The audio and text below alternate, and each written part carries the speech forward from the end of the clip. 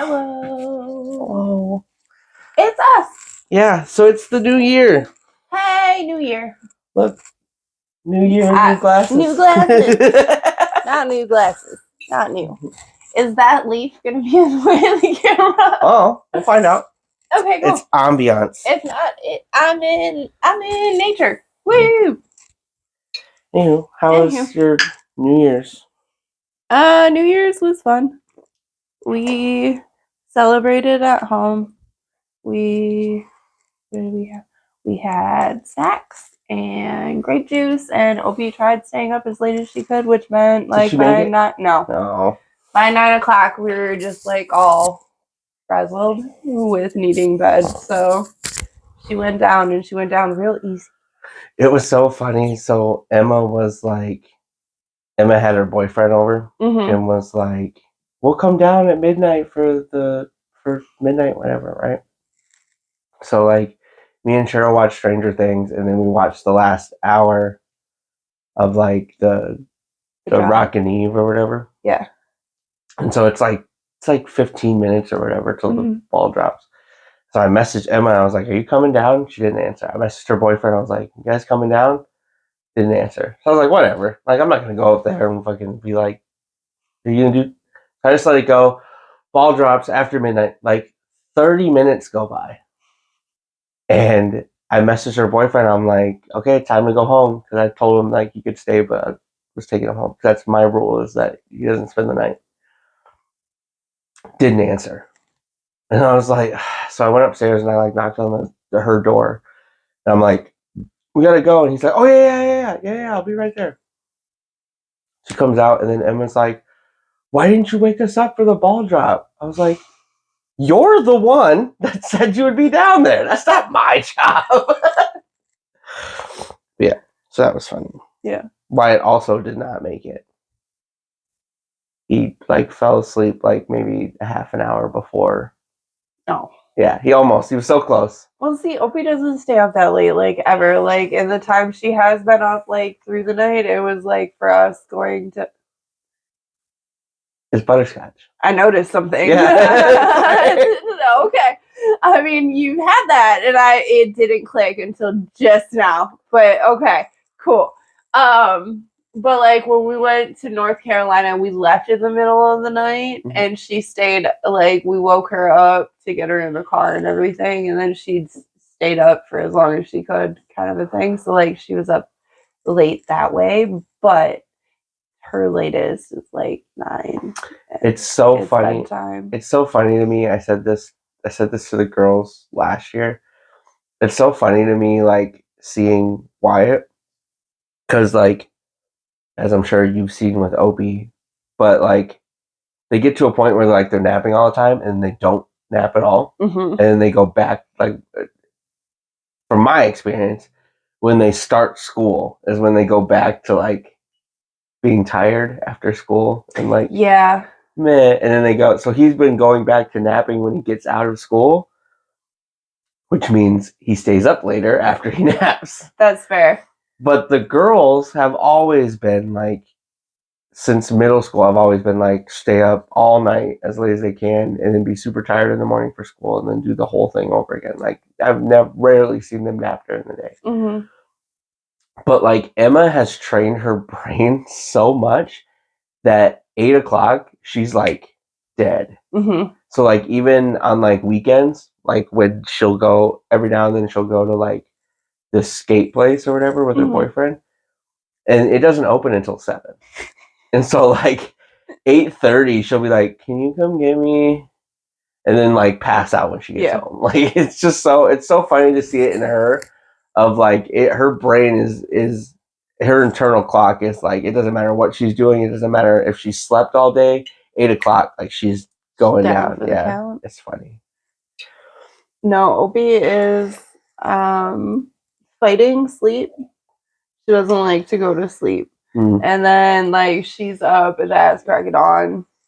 Like this morning I got out of bed at 5:30 and it was to her sounding like coming and trying to go downstairs, and I just looked at her. I'm like, "Girl, it's not even light out yet. Like, it's not even dusk. You go back to Why- bed, and then she made it like another 40 minutes, and then she was Why downstairs. it's really good.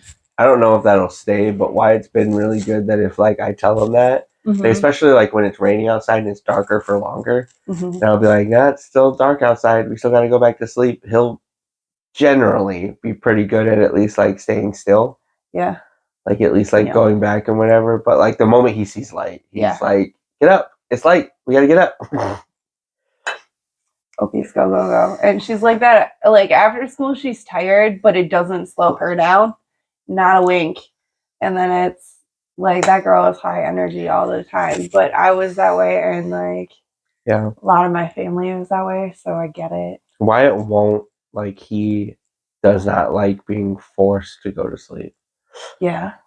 Like bedtime doesn't mean nothing to him. Like he's No, not, like, Opie's the same until he way. crashes, it doesn't matter. She will play, and like it's more of like just working with the same routine that we've had, and that's.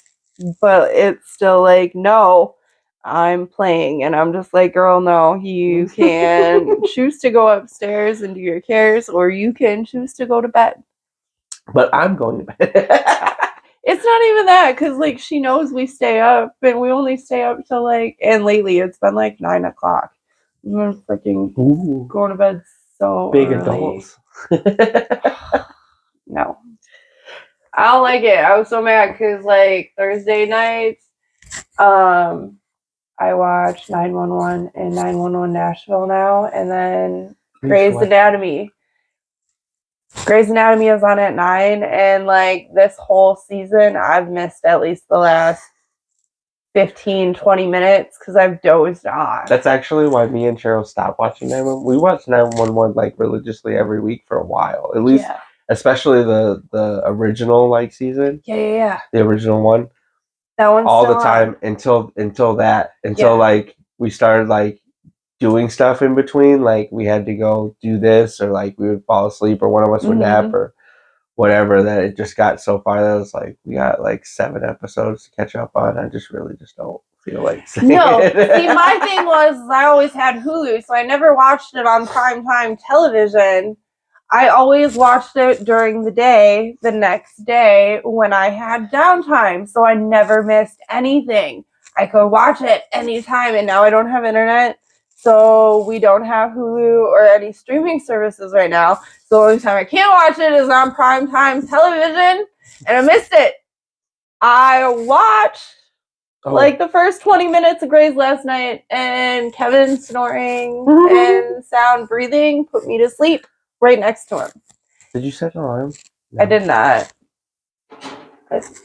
You had it last time, but I'll have it this time. I forgot. It's okay. We haven't been talking that long. Anyway, so yeah, that was my whole dilemma last night. Is it was primetime television, and I fell asleep.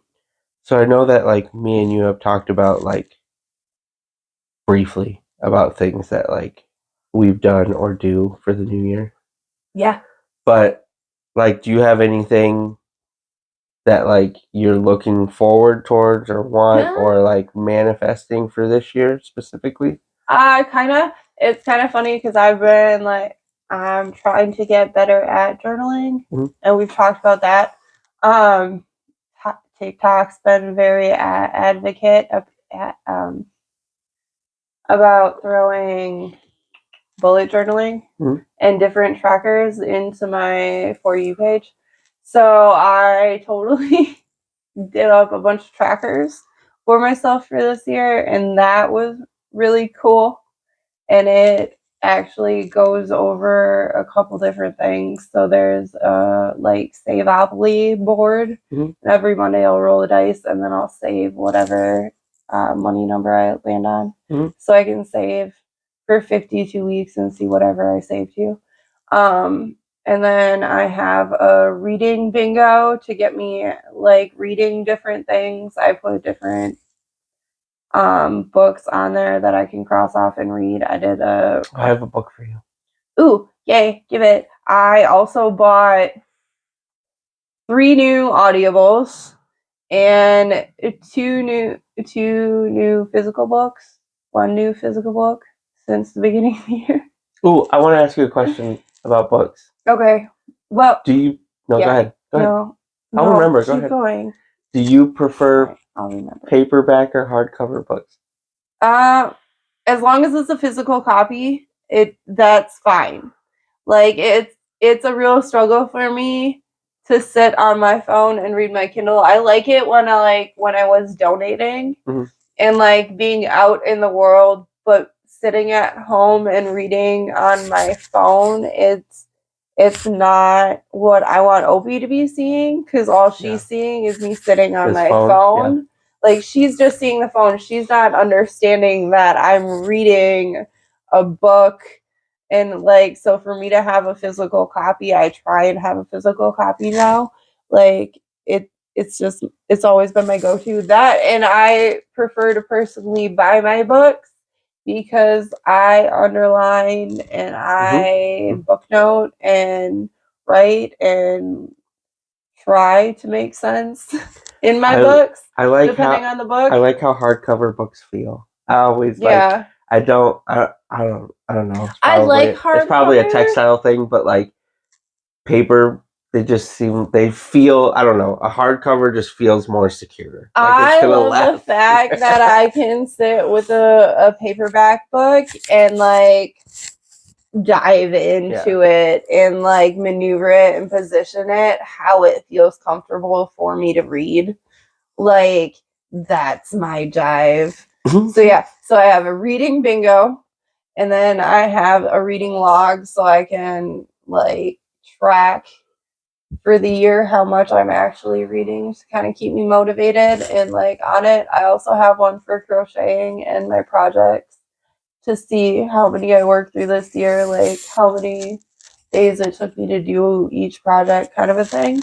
And then I have one. That's good if you want to repeat it. Like if you want to repeat a design, you can be like, "Oh, that's going to take me like X amount of days." Yes, and that pattern that the pattern I've been working on for like the last 2 months, like it takes 10 days to make, or 10 hours to make, but like depending on how I span that out or whatever, or like just if I start new projects, it'll be nice, or like if I gifted them away or if I kept them, or if I'm, because my goal is to hopefully stockpile some and then sell some this summer.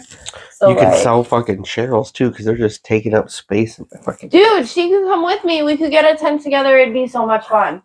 That was literally her biggest thing when she started doing it. I have a place to sell. Was that she loves doing it. Yeah. But just the like going out and talking to people and like doing the tent and like all of that. No. She just didn't want. So she just has all this. No. These different things. We'll do it together. But for what it's worth, she kept them all.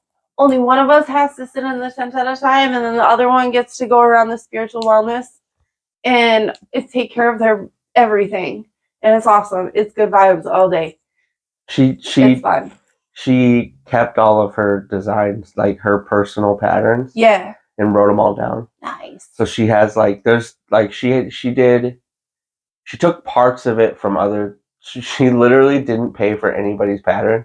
She just saw that somebody made something and figured out how to do it and did it her way and wrote it down how she did. She did this huge dragon. It's like this big. It has like wings and like I've been things seeing on it on Facebook, but it's like this big. Yeah, it's huge. No, this one took up the whole floor, and I was just like, I just want to snuggle. But it's so cool too. But yeah, that was They're like, because she did it for like 2 straight years. Yeah.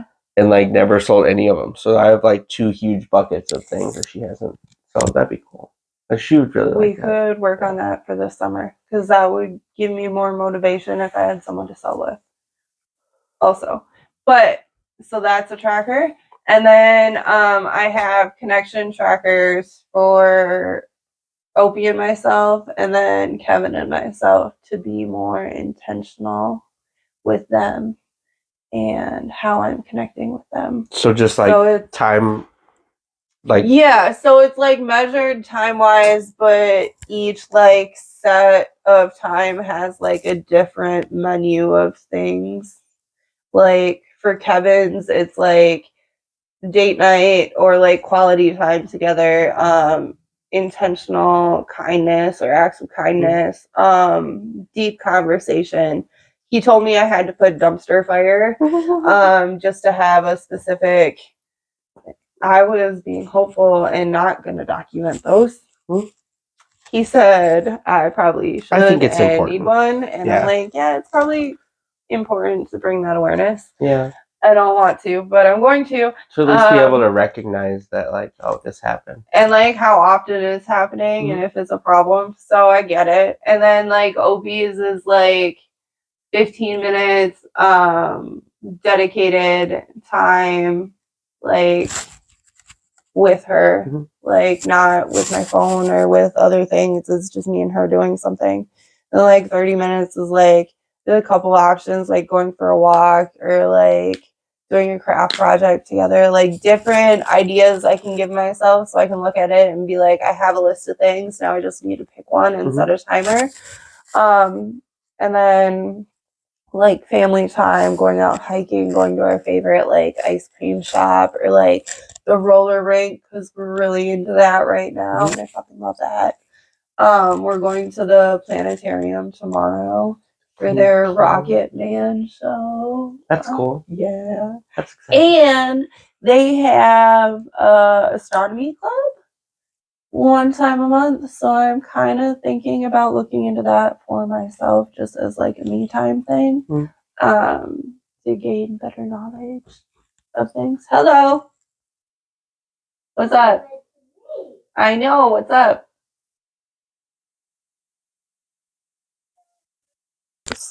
Anyways, so I have those different things, and I have a more in-depth cleaning schedule for like a house and like what you should be doing like because you own a throughout house the year, because I'm like I'll see it, I'll do it, and it might get done every once in a while type of cleaner. Like I have my daily things, dishes are always cycled, like sweeping, but like how often do you mop or dust or clean your air filters and that kind of stuff, rotate clothes, wash your sheets? So I have all that written down too, which has been really nice because then every day my like call to action is quicker because I'm not sitting in that, well, I don't know what to do with my day. I know I have to get my cleaning done, and because I have it so detailed on this list and laid out that my cleaning doesn't take very long to do anymore. It's like less than an hour, and all my cleaning for like the day is started and in motion, and then it's been nice mentally. I'll give it that. Yeah, so those are my goals. Connection, reading, crocheting, saving, working, providing the things, just getting better in motion of it. Me and my mom had a really good talk today, kind of. Like, she was talking about how she struggles with sleeping, and I was like, actually, I downloaded a video off the talk. You know what? I wanted to send it to you. You know what's really weird about that? What? My daughter, Emma, has started falling asleep to podcasts. Just one. Yeah. Just take a guess what the podcast is about. I guarantee you won't figure it out. Just take a guess. Sleeping? It puts her to sleep. Random plant facts. It's about the old times in bathrooms. It's like history. It's like a history podcast, but about it's in like a bathroom. But it's about bathrooms. It's about bathrooms. Oh, like, okay. So like when kings and queens would have bathrooms that they never used, they just had it aesthetic that people would still like use the bathroom in like pots and like things like that, and like that she falls asleep to. Oh, that's interesting. I mean, to be fair, like YouTube hooks me up all the time with random things to have like Opie listen to for bed, because it's like it'll be like thousands of interesting sleep facts about the brain, or like about these plants, or about animals, and I'm just like, score, because that's gonna put her to bed.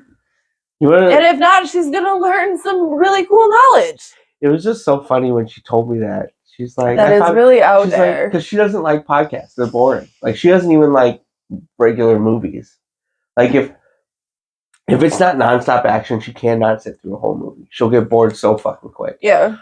And so she's always said that. She's like, I don't really like podcasts because they're super boring. And most of the ones that she had, like that she's tried, are like all audio. She has nothing to look at, so she's bored really easy. And so she told me that like a couple weeks ago. She's like, I found a podcast that I really like. And I'm like, oh, that's cool. And she's like, yeah, it puts me to sleep, but it's still interesting. I'm like, oh, what is it? And she told me, I'm like, what? I like, what? And she's like, I don't know. It's interesting. I was like, no, it's fine. It's just it's out of everything you could find. That's weird. A little bit. So, yeah. Good stuff. So what do you have in mind for your manifestations of the new year? I want to make I do want to make a point because me and you have talked about this. So I do every year, and I've been doing it for the last couple of years, and it's gotten more simplistic. But like, I do the writing down everything that like has happened that I've gotten or that's been accomplished the year prior, and then things that I want to see in the next year. Mm-hmm. On New Year's, I'll write it down and I'll burn it. Send it up. But so I've been doing that for the last couple of years. And I had, again, over the years, it's gotten more simplistic. Like when I first started, it was like very detailed. Mm-hmm. It was like, I want this, I want this, I want this, like very specific. Yeah. But like over the years, it's gotten more like general. And I posted it I put it on Snapchat this year of me burning it. And somebody said something, somebody messaged me about it of like, well, does that even work or something like that? Mm-hmm. And I responded to them in the same way I've felt about this for the last, since I started doing it. And I told them, I was like, I mean, for what it's worth, over the last 4-ish years I've been doing it, the stuff that I put in there as far as manifestation, I'd say about 60 to 70% of it has actually worked out in some way. Like maybe not the way that I thought it was going to, but in some way or another. And I was like, so it's kind of like 60, 70%, like it's worked out or whatever. And she's like, they were like, well, like, why do you keep doing it? And I was like, because I mean, it really doesn't matter, which is kind of, in my opinion, why it's become more simplistic over the years or general, is because like, it really doesn't matter to me if it really works out or not. It's just the intent of like taking the time to really like not only set aside like what's important to me, but also acknowledging what happened that year, but also like what's really important to you that you want going forward. Realigning like, yourself, you know what I mean? for the year going ahead. Yeah, like what's really like it's really easy for the example, it's really easy for people to be like, I want more money this year. That's a real easy thing. But like when you separate it of like, do I want more money or do I want stability in my life? Right. Do I really want more money or do I just want the peace of mind of not having to worry about bills all the time? Like, you know, perspective wise of like, yes, money would be good, but why are you do you really need that part of it? And so that's why, like I said, it's become more general over the years, is like, instead of I want money all the time, it's, well, I want this or protection or clarity or peace of mind or whatever. So, but I told them, I was like, whether it works or not is not, am never really concerned about it. It's just having that time, kind of like I've told you about, like the time at the end of the day, like having a cigarette at the end of the day, just having that time to me of like, to really go over, like assess everything and like relax for the day or whatever. It's kind of in the same vein as that. It's like, it doesn't really matter if it works, really. It's just taking the time to really evaluate how the year went and where you want to go. So I did that, but my main thing that I want this year, though, that I put in there is just peace of mind for everybody in my family. I feel like in my immediate family specifically, like the girls and Cheryl and whatever, because like we've been going so much since me and Cheryl got together, like to shorten that, but like, so she was broke when we first got together. I was basically broke when we first got together because I had just like ran away and let my apartment lapse and owed money on things and whatever. And so like, and then we didn't make enough because of all the back stuff we were paying and all the stuff like we were trying to catch up on.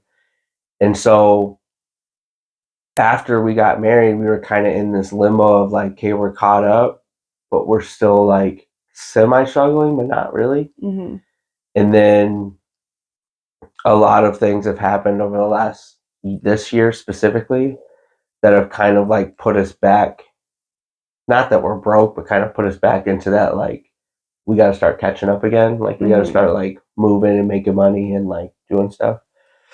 And the girls have been so good through that whole thing. Like they've put off like hanging out with their friends because we don't have the gas, or like they can't go to certain like movies with their friends, or like, and they've been, and or can you watch your brother because we have to work more, and like they've been so good over the last couple of years that like I know it sucked for them because of their age, because like Alice is going into high school next year, Emma's going to be a senior next year, so like I we've made an effort, long-winded, but we've made an effort to like give them that their time as kids, even when like we didn't have the money. Like, yeah, sure, you can go like to the skate rink or like whatever, and we're giving them our last $20 so they can do that. Like, not that they need to know that, but like still giving them things in between. But like there have been things that they've missed out on. That this year I really just want like I really want all of us to have like a peace of mind of like we're good, we're chill, we don't have to like put stuff off or like compromise or like no, I guess we're not going to be able to do that this year. Like, Yeah. that's the main thing that I want. I want like all of us to be able to just be like we're good, like we're fine, and like be able to do things again. Because that's the thing that I miss really is that, and I you kind of don't think about it when you're doing it all the time. But I remember when me and Cheryl got to the point where we were even, we me and her would go to concerts. When we would go to, well, back then we would go to a festival every year, like for 3 days. And that was kind of like our time. We got to be around rock artists and got to get merchandise, and like just it was really cool. And we stopped, or if we couldn't go to that, we would go to like 2 or 3 concerts every year. And like I said, with us like having to cut back like financial wise, we kind of stopped doing that as a couple, and like kind of was like, well, we'll do this for the kids, or like the kids will do that. Like we've taken the girls to concerts, but like we kind of put like our thing on the back burner for a while. Like I said, financially, because it makes more sense for the girls to have experiences than us, because we've already had those. Well, and you'll have more. And I would like to get like, this is like nice only a window of our time. Which is kind of what me and Cheryl have talked about a lot of things. Is that like it sucks, because it does. It sucks like you not, I don't know how to word that, when you don't feel that old. Like, you know, like I don't feel that old at all. Like, no, but we're doing all the old but things. we're doing, yeah. But like we can't but we can't do the young things because we have to be an adult. Right. Yeah. We have responsibilities now. So I like miss like Tommy Pickles. Yeah, it's responsibilities. I miss doing things like that. So like, yeah, that wrapped into that like being okay enough, like peace of mind wise, of like getting back to that. Fun. Yeah, getting back to having fun. And this was also a big one, the podcast and whatever. I told Cheryl, and this may be like positive thinking, but I told Cheryl I have a feeling that this is going to get bigger this year. Yeah. And sucks that this is also the year that we're financially not as well off as we have been in the past. Because I told her, I was like, not that I want to like starving artist this of like affecting my family and like we're not paying bills just to see if this works out. But I told her, I was like, but I have a feeling that this is going to get bigger and I don't want to miss that because I have to like, so that's I'll go off to work. It's a struggle for me personally. It's you like, do know we can make it work, but if you do have to go back to work, right? Well, that was kind of what me and Cheryl talked about of like, we can still set aside time and figure it out and whatever if it does. Absolutely. So, but that's like a thing that like I was thinking about. So mainly peace of mind. That's my biggest thing. For my family's great and super understanding about things. So that's really the main thing, is that I just wish, mainly for my kids, I just wish that I want them to have more peace of mind going forward. Of like, not that they're super dramatically disappointed at it. Yeah. Like they're really understanding, but you can see that there are things, and they're like, there are things that they don't ask for because they're like, it's going to be a no. We're not going to be able to do that. That I wish wasn't I hope this coming year isn't a thing. Because I want them to have their time too. That makes sense. That's good. Yeah. Good manifestations. Yeah. Goals.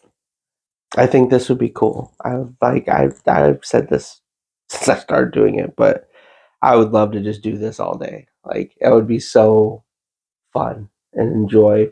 And I think, aside from, which I don't think I'm good enough to do personally, aside from going on the road in a band and getting to play drums every single day all the time, this might be a very, very close second as far as like lifetime enjoyment. So how do you want to expand this year? For this? Like, where do you want to take it to get it to where you see it going? I have a universal answer. It's kind of vague. But I kind of want, I don't know. I don't really want to change it necessarily. I want somebody to see it for what it is. You know what I mean? Yeah.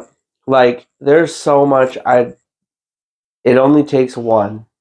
It only takes one episode out of over 100 now that I have for somebody to be like, that's the shit. And then for people to watch it and it blow up. Like, it doesn't even have to be one that I post like currently. Like, somebody could see one from 2 years ago and be like, this podcast is amazing. Like, you should really check this out, and it blow up. I want that. I don't want to really change anything. It would be cool to like update it. Or if I had the money. Like, not necessarily change it, but how do you want to grow? Because everything in life changes and evolves, and if it doesn't, it just stale is what it is, and it is. I would like great. I would like to have. But if you're going to continue to learn and grow and evolve, I would like to have the ability to have a space and the time to do it the way that I feel would make it more digestible for people. That's a good goal. I like this. Yeah. I like the simplicity of like 2 mics, my phone.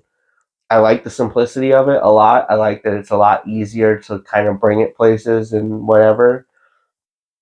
And the freedom of like not holding a mic or anything. Like, I like that aspect of it. But I feel like if I had like a space that was dedicated to just doing that. Yeah. Like, there are people that have like whole houses for podcasts, and I don't really need that. But like, an actual space where people can come and I can do this all the time, and actual like lighting and editing equipment and the time to do that. Because also I'm very controlling about it too. So like, hiring like a producer to do all my editing and like what it would look like. That. It would be convenient. It would just really bother me because of how controlling I am. Yeah. Like if we did something and they cut it together and then I was like, why isn't that in there? And why isn't that in there? And why is that here and not there? Like I feel like that would be more stressful than like, but if I had that ability and I had the time, and that's kind of my impasse at this, is that like the time it would take to actually do it the way that would make it look professional, I don't have. Yeah. So like it's easier to do it this way because it takes less time. Right.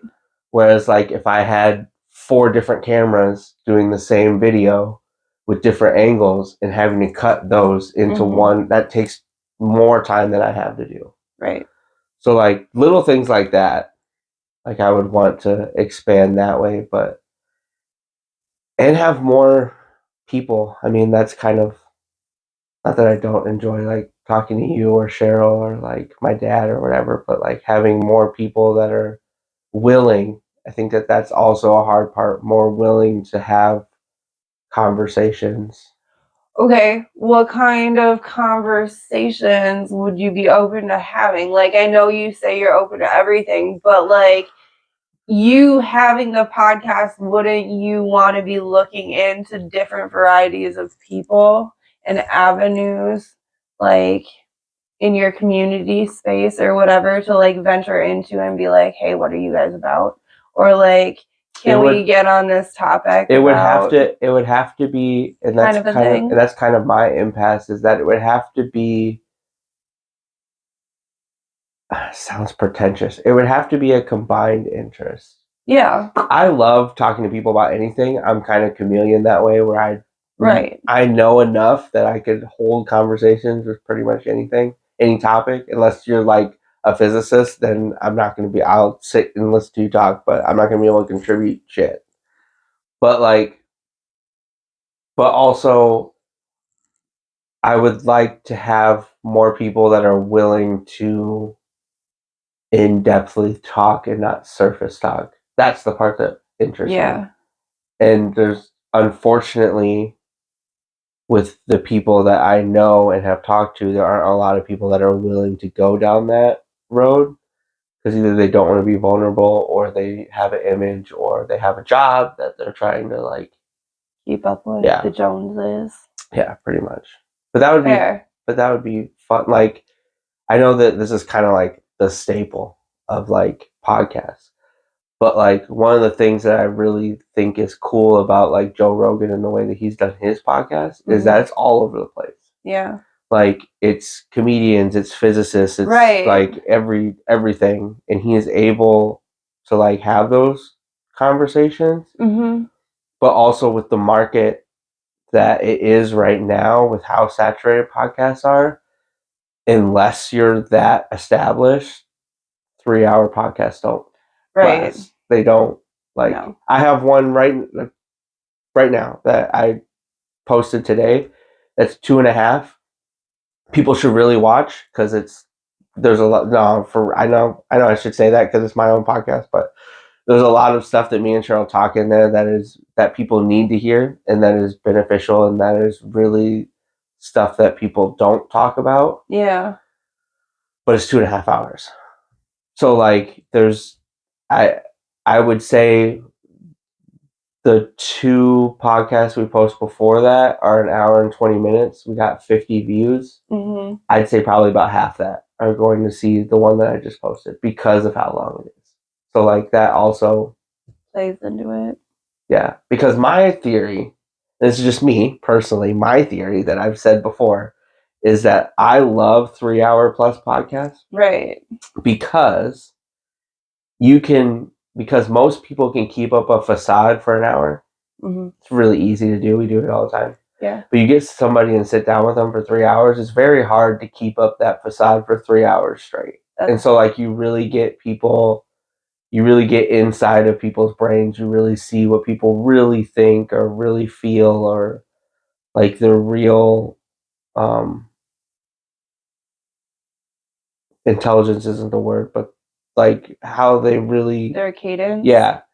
you really get into like a flow of like understanding in 3 hours that you really don't get in an hour. Mhm. You kind of like that's sorry, I'm talking a lot again. You're But not. You're fine. I but do like have a question for you though. I'll finish the statement and then you can ask. Yeah. But there's I like gotta find it again. but Sorry. there's podcasts that we've had that me and Cheryl have had Yeah. that the back half is phenomenal. Right. And like me and Cheryl are married. We've known each other for fucking 10 years. Like there's nothing that like is so really surprising when we talk, but it's just that flow state of when you're talking to somebody for You that get the long, rhythm of it. you kind of get into like, oh, let me tell you this. Oh, what about this? Oh, what about this? And I would prefer to go back to that personally, but that's hard to palate to people for people to watch. I mean, you're thinking it is, and in reality, it could be, but those could be the best ones that you're coming up with and putting out there. So, I mean, maybe this year is the year to get kind of back into that a little My favorite and try and digest it yourself because that's your reflection coming up is you don't want to sit there and digest that because you might not think it's up to the cadence of the people you're watching. My favorite analytic is all of my favorite podcasts that I've ever done. In the 4 years, 100 episodes that I've done, are all the ones that nobody sees, that nobody's seen, that have very few views. It's the algorithm. They're my favorite ones, which is really funny to me because the ones almost exclusively, the ones that like I'm like, nobody will really watch that. Yeah. Are the ones that like get a shit ton of views. This is so funny to me because there are so many on the channel that like have next to no views that I remember, and I've watched them back and I'm like, God, that was so good. That was so good. The rhythm was so good. What was talked about was so good. Like there are little clips in there. They're funny. Like it was so good. And then it has like 6 views. But then like the one, not that I'm saying it's bad, but the square table that we did with my parents and my nephew, that one has, those two have, and it's a 2-part one. Those two have like the most, not the most, but pretty close to the most views. Yeah. Out of all of them. And I just think that's funny. Of like, not that it was bad, but like there are ones that I think are way better than that. But you have to think it's don't. the topics you're talking about in those is bringing more of an awareness and what it's bringing to people. I think the fact that it's different, that it's not just me, makes people want to watch it more. Yeah. Like, hey, he's doing something different. Yeah. So what was your question? So it was like bringing back in like the New Year thing. And now I got to really think about it for a minute because I had it worded all nice and then I lost it. So clearly you're not a new man, new you type of person in the year. You manifest and you kind of digest and reflect. When did that shift for you, like in your life? Were you always that way? Were you always like, I'm going to reflect on the year I've had and then kind of be like, okay, what am I setting out to do this year? Or were you January 1st here, this is all the things I'm going to try and work on to be this better person of me? To be honest, I thought, well, 2 answers to that question. One, I didn't really know who I was, to be honest, for a while. Like, I had an idea of like my morality and like who I am and what I stand for and all of that. Whatever. I had an idea of that for a while. And then it kind of changed in a sense of like there was a lot of stuff that I had just put into my personality that really wasn't a part of my personality to kind of chameleon around the people I was around. You're masking. Yeah. Yeah. But I had done it for so long that it had become a part of my personality. And so there was, I can't really remember, I can't give you a date, but it was looking that in depth. It was probably like 6 years ago or whatever. I kind of hit a wall of like, who are you really? Like, do you even care about these things anymore? Do you even believe in these things anymore? Like, why are you so like hard-nosed about this? Because I had things that like I just wouldn't see past. Mm-hmm. Like I wouldn't even allow space for people to like. I'm gonna word this wrong, but I wouldn't allow space for people to change my mind, Mm-hmm. which is a big thing for me now. Of like I like hearing other people's opinions, other people's perspective, and I allow space for like I could be wrong.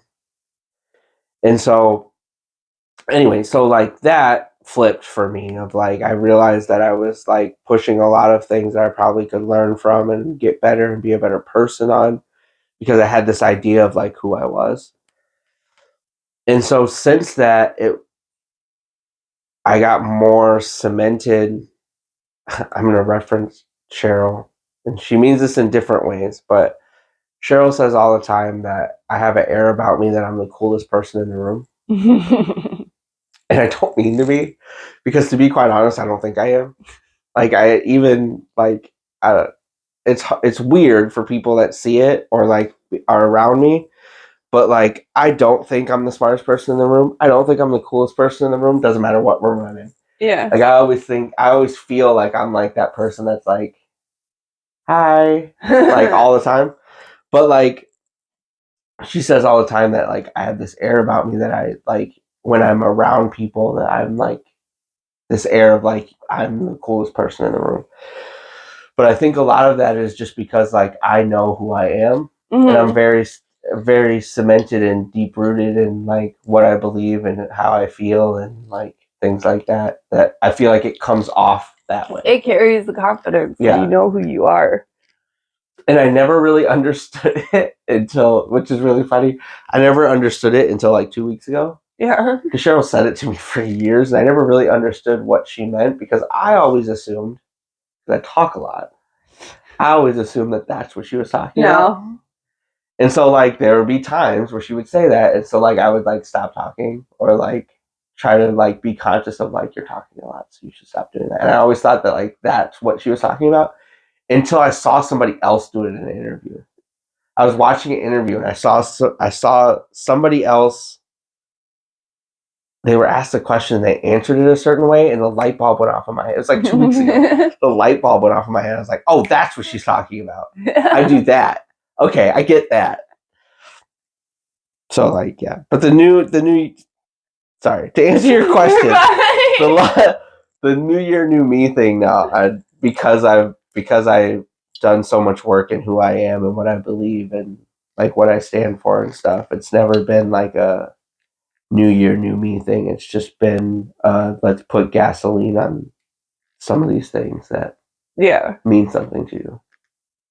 That's fair. So it's just parts of me that like I want to grow more. Yeah. Building that awareness around it. I can definitely see that. I don't know when it exactly shifted for me. I was more of I'm going to set these unrealistic goals and then crash and burn because I really pushed myself to do that. That's a cool thing. That's a cool thing to do. No. It is. No. It's just like I'm going to learn this new hobby or I'm going to start this new thing or I'm going to like yoga. But I didn't really crash and burn with yoga, like long run. I injured myself badly, but it wasn't the yoga. It was all the other things I was doing with the yoga. But it's just like I always try and better something about myself, and instead of just like accepting that I am, this is just life. Well, it's not even that. It's just bringing an awareness to and accepting where you are in your life. Like my birthday is coming up in 2 weeks. I'm going to be 34 years old. It's fine. It's fine. I'm not having a heart attack. I wasn't. I was just trying to think, and my breath caught, apparently. That usually doesn't happen. It was just so when I talk about it, that was weird. It was just so dominant. Dude, you were so going to cut that into a reel, and I'm going to be fucked. Anyways. It's just like, I'm going to be 34. I'm going to be 34 in 2 weeks, and I lost my train of thought now. I'm not freaking out or being like, I haven't accomplished all these things. It's like this year I have an understanding of where I'm at, and it's not pushing myself to be like expected to do something complete 180 with my life. I just want to be like safe and secure in my family, and like make sure that they're good and I'm taking care of myself. Like as I age, it's more of how am I taking care of myself and nourishing myself so I can take care of everyone else. That's an adult thing. I know, it's really weird. Over like ignoring it and stuffing it down. Like I saw this TikTok last week, and it's about a guy who is now a psychologist who came up from like a difficult upbringing or whatever, but he makes talks where it's like point of views of kids, like adults coming in and like questioning their childhood, like, well, it wasn't really that bad, but I don't really have any good memories, and like he then like lays it out like this perspective. So this perspective was like, well, you know, most of the time I really struggle with sleeping, and the thought process on that, and it's not that you have a sleeping problem, you have a thought problem, because like you sit there and you distract yourself all day.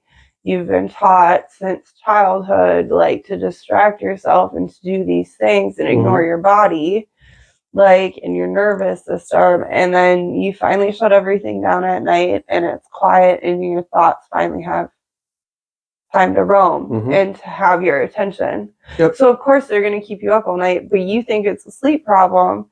So you go on all these different things and trials and errors for your sleep when really you have no control of your thoughts. Your thoughts are controlling your mind.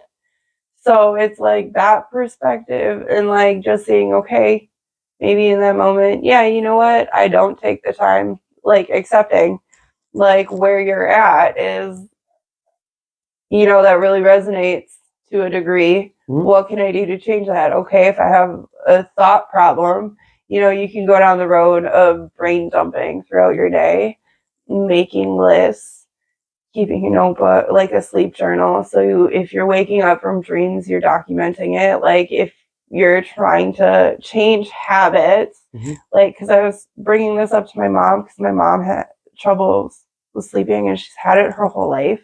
I'm like, you had a rougher childhood as well. So if you were taught as a kid that your productivity was who you were, and it wasn't safe to slow down, and it wasn't safe to listen to your body's never been taught to be safe because you've always run it from addiction to addiction. And now she's finding like she's like the addiction of it is the addiction itself, and it's just switching. And I'm like, so you could be brain dumping, like you could be waking up in the middle of the night, yeah, I'm craving a drink right now, write it down. Get the thought out of your head, put it on paper. Or if you're laying there at night worrying about all the shit you have to do the next day because you're worried you're not going to remember, write it down, and then you say, okay, brain, I wrote it down, I'm going to go to bed now. So we can do that later. So we can do that. It is taken care of right now. I'm taking the worry out of my body, like making it safe. So I think like the more like long-winded and turnaround You're allowed thing. to talk. I'm It's just fine. the same way too. You're So allowed to talk. It's fine. like it's the same thing. The older I get, oh, be careful because I don't know if we're gonna fall through here. We might. No, it's just the thingy. It's this. Okay. Kevin's really worried about us falling through here. That'd be funny, and he would panic. So yeah, it's just more like I don't know when it exactly switched for me. It was definitely like showing up and realizing I was never actually getting my goals because they were either really far-fetched or out of reach, or they were so vague that like I couldn't do the work with them. And when I'm gonna rehash that leadership program, like I always circle back to, but they really allowed me the space to work with goals and how to accomplish them and get them done, and so many tools. Like the tracker right now, the reason that's key is because it's all written down for me. I don't have to think about it. It's just like it's filed and it's a process now. And with that process, I'm going to build a habit of it. So like every year it's just circling back to, okay, Like this year, what am I doing to circle around the sun? What do I want to try and tackle? What do I want to feel? Feeling and intention is like 90% of it, because for someone who's always such a dumpster fire or feeling dumpster fire-ish, like just feeling safe enough to be where I'm at and be okay with it, like that's the biggest. Being able to say, okay, I've had a really shit long day at work. I'm dog tired. I don't have the spoons to play right now. And I did that yesterday with Opie. Like the day was just nonstop at work, and I fucked up so hard every which way. Other than sending my slips to the kitchen, like customer wise, it was a shit show, and I don't know what caused it. It was just a shit day, and I came home and I looked at Kevin and I was like, the dishes aren't done. I can't do dinner right now. Like it's just too much energy. Can we I'll go pick up Tom's. I'll buy you Tom's. I'll go purchase a pizza. I was like, can we do that? And he's like, yeah. And then Opie was in and on me, and I'm just like, I love you, but no, tonight I don't have the space right now to play. And just to be able for her to see that and acknowledge that, and hear, yes, mom's saying no right now, and I'm totally willing to pick it up tomorrow with you. I helped her with a project first thing this morning, like I said I was going to. But it was just to be able to have that and more of that capacity, that's more of what I'm trying to be about. I noticed that shifting. I have two things. One's a question. One's a statement about you, going back to your dreams being too astronomical. Is that which one? It's one. Which one do you remember? No. It's not that. It's you as a person. Oh, okay. I told Cheryl, I was like, one of the biggest things that I value and have forever in our friendship, and why I have the dichotomy of having two different perspectives, is because something you've always had, which I appreciate in you still, is that if I come to you with an idea, there's no stopping. There is no this might not happen, or this is too out there. No, it's or how it's there's never a I say it's not mean, but there's never a logical this might not work out because of this. It's okay, let's do it. It's okay, well it'll take this and this and this and this. Okay, so let's go. Let's do it. Come on, let's put in the time. Let's do the work. And it's something you have a great idea. Obviously, I have other people to balance that out of okay, that's a good idea, but you are going to have to think about these things. It's just not going to happen. Are. But just your whole, and you've been like that since I've met you, but your whole full send attitude with things that I've come to you with ideas is, I appreciate it so much, is because I don't have, and I for the most part haven't had a whole lot of people like that. Yeah. They're more real world grounded. I will always be your yes man. It's so great. I will always it's so great of me being Haley, I have this idea, and you'd be great, let's do it. It's okay, well, we're gonna have to wait. No, let's do it now. This is why my sister-in-law has been so developmental to me. She is my rock. She keeps me on the ground with half of 95 of my ideas. Yeah.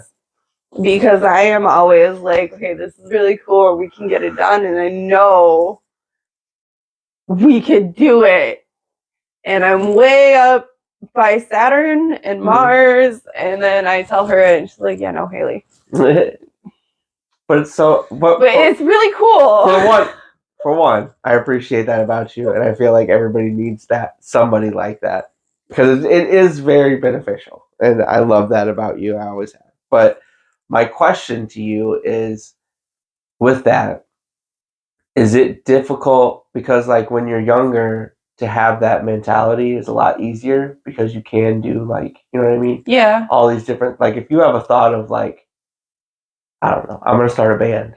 You can go try to do that, and it's not a big deal. But when you have a family and when you have adult things, it gets a lot harder. Yeah. Is that difficult for you? Because you still have that. I know you do. We've talked about it. It's a struggle I struggle with. A challenge I'm challenged with all the time. That's that balance in me. And I want to put it so hard to my birth chart. But I'm not going to. I am a very free-flighted, independent, like hyper independent person. So for me and my choices to evolve to have a family and a significant other where I'm tied. Like I'm grounded. We have a home. Like when I was doing my leadership classes, me being in Milwaukee for a weekend, a month, and that was like a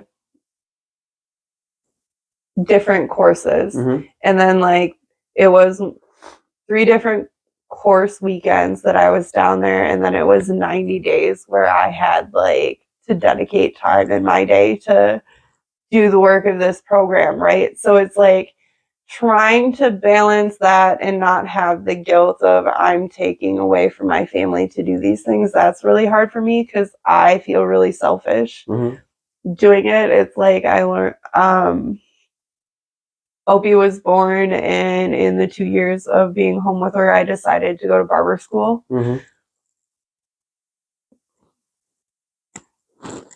I did it. I did it part-time. I balanced it great, but in the end, it didn't turn out, and it left us with debt. So it's like trying to eat that and pay that off and know that that was a reason we didn't get the house. Like it delayed us getting a house, and like the actions, I'm a lot more chill with it now. I take the time to really think it through since my back surgery, and like I was working at the Shake Shop.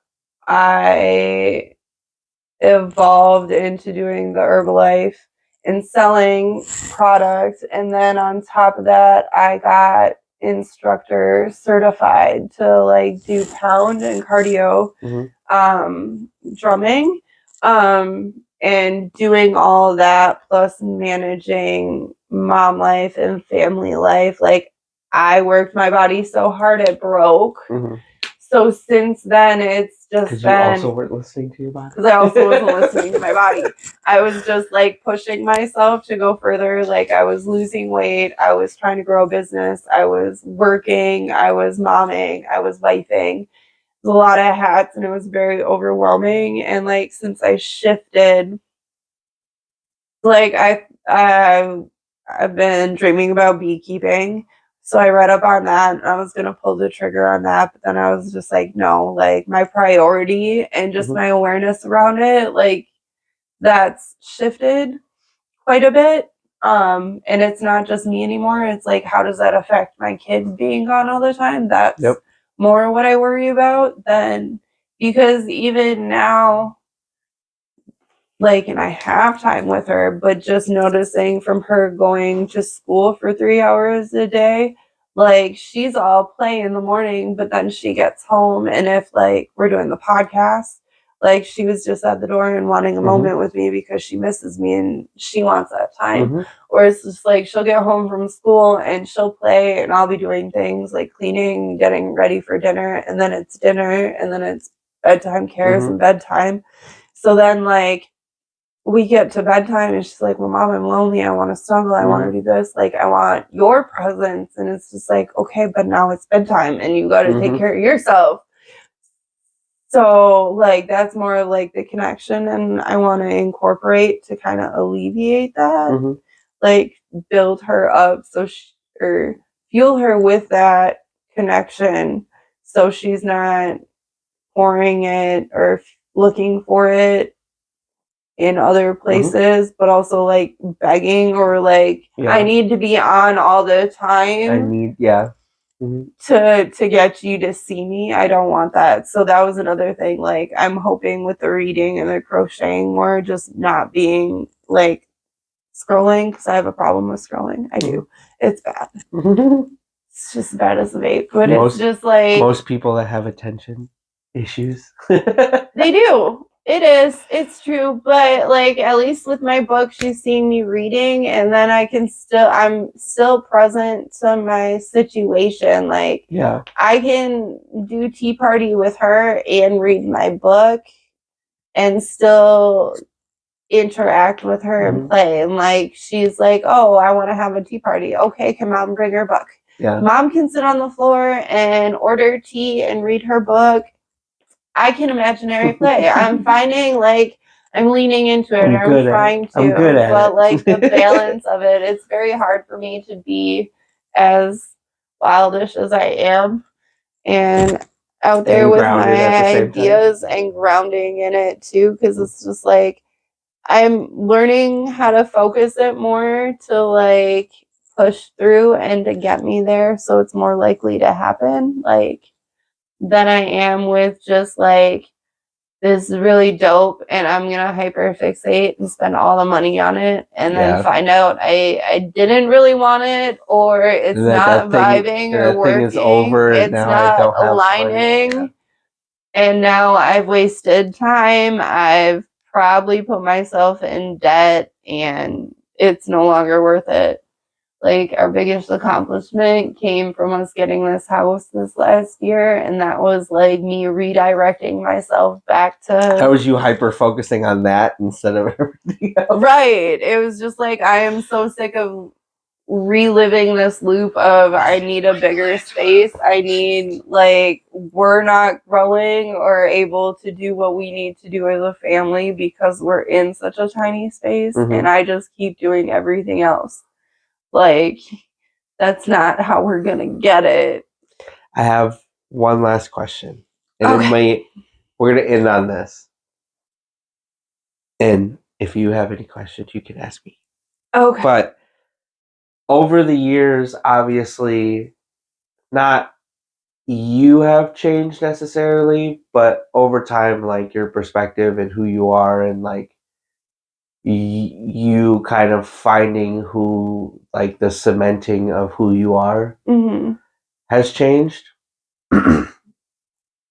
Is there a time in that you look back on and you're like, I wish I would have spent more time exploring this part? Or have you kind of gone through all of that now, like as a mom, as a wife, as a like an adult, that you're like, I'm good with like every part of who I am? Or there's still, perspective.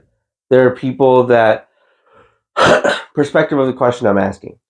There are people that get married and have kids and whatever, and then when they get to like 50 years old, they have the midlife crisis because of all the things that they didn't get to do while they were doing all this stuff. No, I did all that. So do you feel now like there are parts of your personality that you wish you would have or could explore more, or are you kind of grounded like and cemented in like, I'm good? I think grounding and being accepting of who the many different lives that I have lived in my life, the hot messes, the stubborn, vocal, fuck off, I'm gonna do it my way. Like those eras of who I was brought me to here now. So it's kind of like the butterfly effect. Without them, I wouldn't have this. Yep. I wouldn't have my cute kid downstairs and my amazing supporting husband. And like I wouldn't be this person, but like I wish my confidence stuck around. To now? Yeah, like and like I wish I would have took more time to work through like the stories and the anger that I have and like find healthier outlets for them while I was younger. That kind of a thing.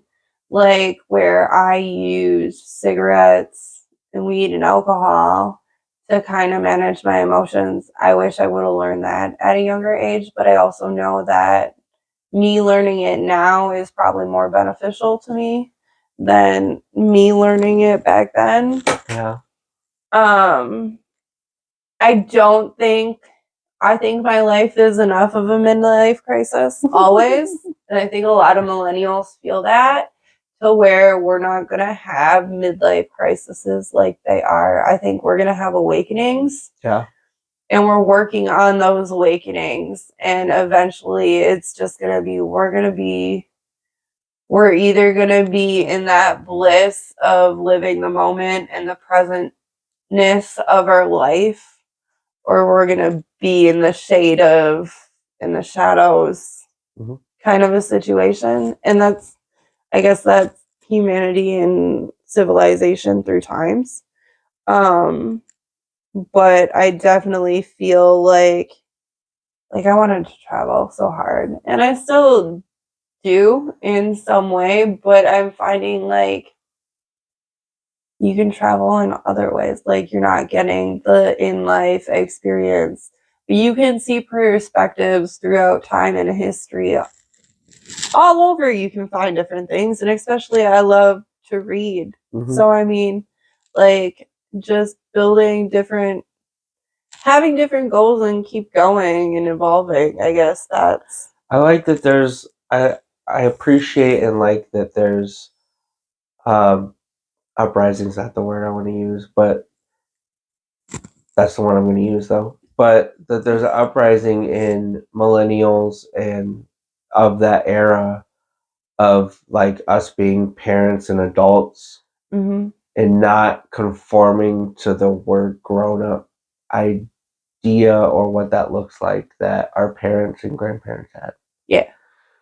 Like that there's, I'm not saying that you should be 60 years old at the club with a whole bunch of 18-year-olds. I mean, like, if that's your wearing lifestyle. but I'm just saying, I your personally, responsibilities take you I there. personally Like, am that's like, you. that's a bit much. But like, I like that our generation and around it has kind of hit this of like, we're not old yet.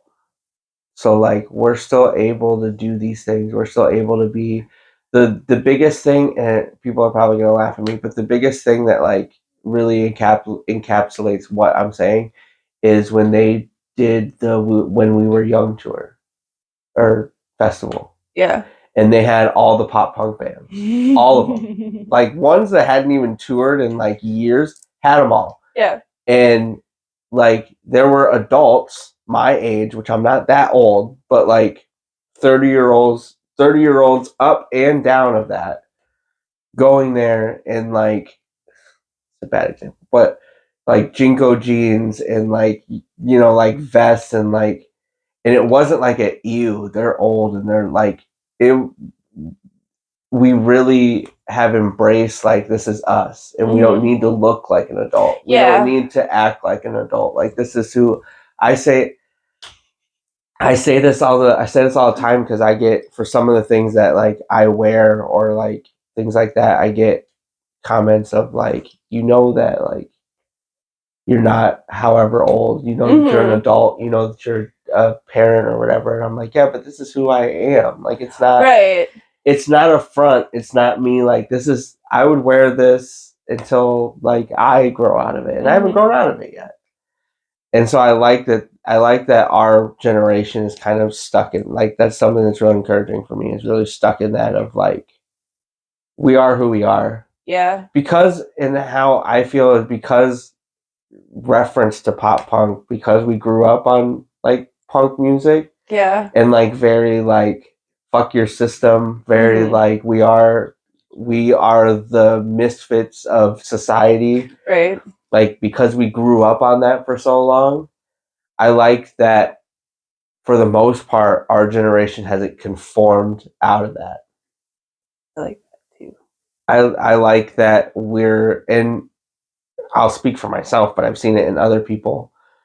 But also, I like that we're teaching our kids to be that way too. Oh, absolutely. That's encouraging. Like, we're not to me. teaching them to conform to society. Yeah. Just of like it's okay. Self. Yeah, like it's okay to like the fact that the fact that I can listen to Rage Against the Machine with my daughters and they feel the same thing I felt listening to Rage Against the Machine, like that's cool to me.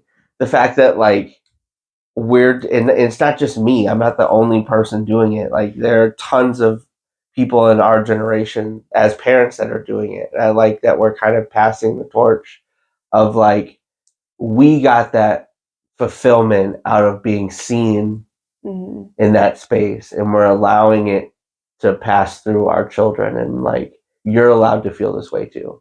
You're allowed to feel like the world sucks. You're allowed to be mad at your parents because they suck. Like that we just didn't get that in us and kind of was like that's our thing. I think that's really cool. That's why I asked about like the different, that was kind of what I was getting at when I asked about the different iterations of you over the years. Is that like I know because I've been with you for most of it. I guess, but like there's parts of you that are still in you that have stuck with you since I met you, that even you as an adult, as a wife and a mom and whatever, like I still see things in you of like it's still there and you're not hiding it because you're an adult now. No. Like, it's still a part of you. For sure. I think like over the last I just think like even just the last 6 months, or not even when did I dread my hair?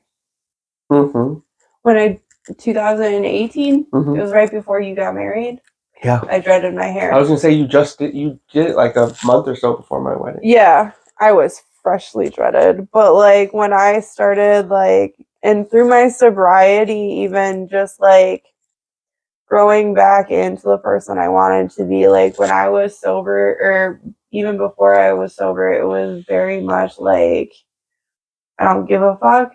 And I wish I had a lot more of that back. I'm very people pleasing right now, and just like it's hard. Yeah. Yeah. Just like I don't know. I shouldn't say I'm worried about how I'm looked at or judged, but I am, and that's just me. But I have a lot of anxiety in how I come across, and just from what I was told most of my life. So I mean, it's just like I come off very harsh or blunt or like fuck that. Like I can be that way, or like when I'm triggered or hurt, I can completely shut down, and like I wish I didn't. I wish I could be vulnerable in those moments, but that's like protection for me. But definitely just my I'm gonna say what I want without a filter. More of that. I wish that stuck with me through the years, because I find the more people pleasing I am, like even just joking around with customers at work, like coming up to a new table, if I haven't served you, I'm not gonna give you shit. Like this guy looking at my menu, he's like, I clearly don't see it on your menu, so I'm just gonna spout off what I want. And I was like, okay, cool. He gave me a 2-egg combo. And I just like in my mind, my first thing was to be like, sir, you mean this one right here? This thing. But I didn't. And I walked away. And the woman, his partner, whoever she was just like, that's that 2-egg combo right there. And I came back to the table with the food. And I was like, no, good for her. Girl power. Because he came off like complete arrogance. Like, I looked, I don't see it, and I'm just like, sir, it's right in front of your face.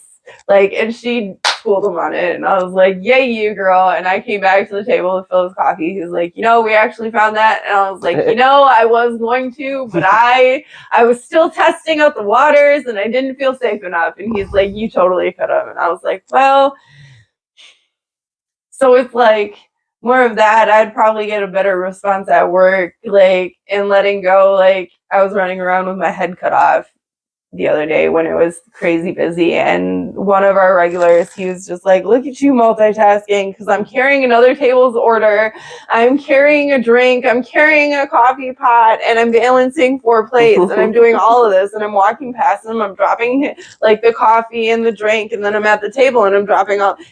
such a multitasker. And the next thing you know, I'm walking out with a bucket and the washcloth, and I'm bucking ass, like just trying to clean tables. And he's just like, "You good?" And I'm like, "Yeah, I'm good." I lost my head for a minute there. It was a chicken moment. I was like, but I'm back in the I'm game. fine. And I'm he's fine. like, "It really looked like your head was cut off." I was like, "I bet it did. I bet it was good information." Like, on those days, I just grin and bear it, and it's just like it happens. One day, I like completely almost ran into a lady, like tripped in front of her, and I'm just like, "Y'all are getting a good show today." And like to keep that energy up instead of being like, "Oh, I'm fucking up." Like, what the fuck's going on? Why is today like just being that Just day? sucks. It's just so yeah. Like there are some things I wish came forward, and then I see other times where it's I find a lot of the things that other people find amazing about me just like my worst traits. But it's just like I'm the one who's like trying to balance it and like challenge it and like there's people things. see how bold and how I can just jump right in, and I'm all for it because I haven't thunk it through. And it's like you give me that time to think it through, and I'm gonna look at all of you, and I'm gonna be like, "Nope, peace out, guys. I'm gone." Like it takes Kevin like an arm and a leg, and is like dragging me to do anything out of the house. There's a lot because I'm comfortable. There's some things that like I said, cementing in who I am. There's some things that like you helped that I didn't see until I was older. Just like I said, because of how long we've known each other. But there are things that are a part of my personality that I did put on that face in that show and change parts of me and like try to be accepted by different kinds of people. So like I need to act like this or I need to dress like this or like, and I lost a lot of things that were a part of me that luckily you cemented early in our friendship, that when I did start reevaluating, because I did get to a point of like, I did get to a point where I had stuffed all this stuff that wasn't me into my personality that I didn't really know like what was me. I didn't really know if I believe this is a part of my personality because maybe, or like maybe this because of this person that I just adapted, or like sort of thing. That I got to a point that because you had cemented those things in me so young, when I started evaluating it, I'm like, no, for sure, this is a part of who I am. Like, this is how I've always done things. Like, when I was away from these people and around people that accepted me, you and Cora being a big part of that, this is how I always would have said it. I always would have felt this way. I've always been doing that. I've always listened to Good Charlotte. I've always, like, worn these type of clothes. I've always felt comfortable speaking, like, this way. Like, you know what I mean? And so, like,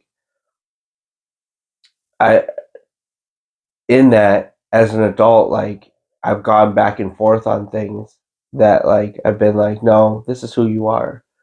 And that's why I asked, is because I feel like that's hard as an adult, because you do have to compromise sometimes. You do, and the older you get, the more things you get, like kids and marriage and a house and a career. You have to put a pin in some things because they're not. Yeah. And luckily, I have a wife that's very understanding, but I have that, and I've always had it. I have that rebellious pushback of conformity, of like, you have to be this, and I do things, and she has allowed me to do things in that way because I need to get that out in some way. For sure. Like that. I did that specifically. I could have put that anywhere. I did that specifically because these are the three bands that really mean something for me. Yeah. In that era of like, no, fuck your shit. Like, and I put it on my hands specifically because I was like, because of the job thing. I hated that. Yeah. And I did that, like, now it's not really that big a deal. But like I did that early to where like that was like, people like jobs would be like, you can have tattoos, but you need to be able to put your sleeves down and like cover them up. And I remember looking at Cheryl and being like, oh fuck, I hate that so much. Like I hate hate the fact that I worked in a factory and I had to take out all my piercings and I had to like hide my shit and like act. I hated that so much. And I told her that I was like, I'm gonna get it on my fucking hand. They're not gonna fire me. I know they're not because I already work there. But like just mentally, I was like, yeah, fuck you. Like I've always you're been gonna that have way. to you're gonna have to keep me here with this. And I was I was a supervisor at the time. Yeah. So they couldn't fire me. But also I was in a high enough position that the other supervisors I was around didn't have things like that. So it was mentally I was like, yeah, fuck you guys. Yeah, you're gonna have to see this I can't hide it. You're gonna have to see this every time I'm in your fucking meetings.